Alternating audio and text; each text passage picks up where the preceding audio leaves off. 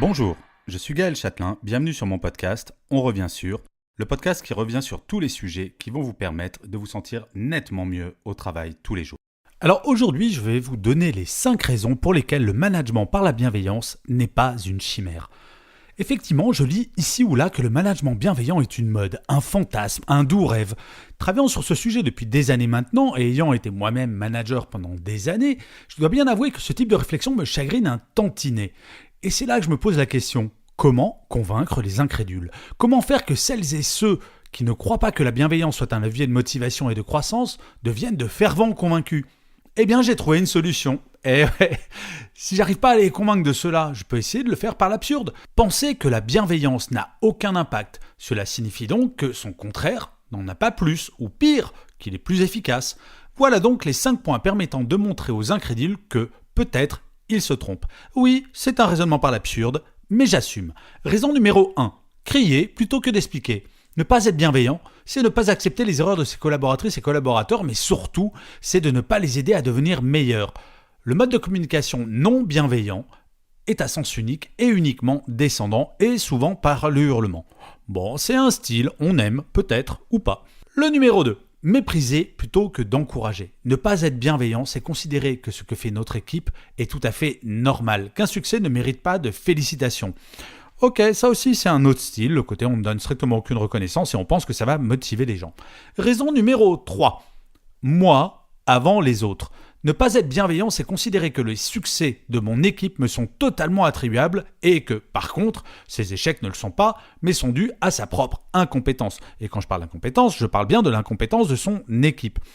Eh oui, alors ceux qui pensent que c'est hyper motivant de se faire taper dessus quand ça va pas et se voir voler ses succès quand ça va, sérieusement, moi je veux bien un email. La 4e raison. Le travail avant tout. Ne pas être bienveillant, c'est mettre le travail au-dessus de tout et en premier. Au-dessus de la vie privée, la sienne, mais surtout celle de son équipe. C'est d'envoyer à son équipe des mails le soir, le week-end, pendant les vacances et trouver que c'est tout à fait scandaleux que personne n'y réponde. Ok, ça aussi, c'est un autre genre de kiff. Raison 5, c'est la dernière, mais elle est pas mal. Préférer les robots aux humains. Ne pas être bienveillant, c'est ne pas vouloir perdre de temps à donner du sens au travail de chacune et chacun. Tout le monde doit connaître son travail, peu importe de savoir pourquoi celui-ci est fait. Un manager qui n'est pas bienveillant en a strictement rien à faire d'expliquer pourquoi tout le monde fait sa tâche. Il va dire « toi, ça c'est ton taf, tu le fais et s'il te plaît, tu te tais. » Franchement, ça vous fait kiffer ? Bon, en conclusion, ok. Je vous l'accorde, c'est un petit peu simpliste ce raisonnement par l'absurde, mais franchement, quand je réécoute ce que je viens de raconter, je me dis qu'être simpliste de temps en temps, cela permet de vérifier la validité d'une théorie. Le management par la bienveillance n'est pas quelque chose de complexe qui doit être expliqué avec de grandes phrases et des théories alambiquées, c'est juste du bon sens. Franchement, qui souhaiterait aller travailler dans une entreprise qui applique les 5 points ci-dessus ?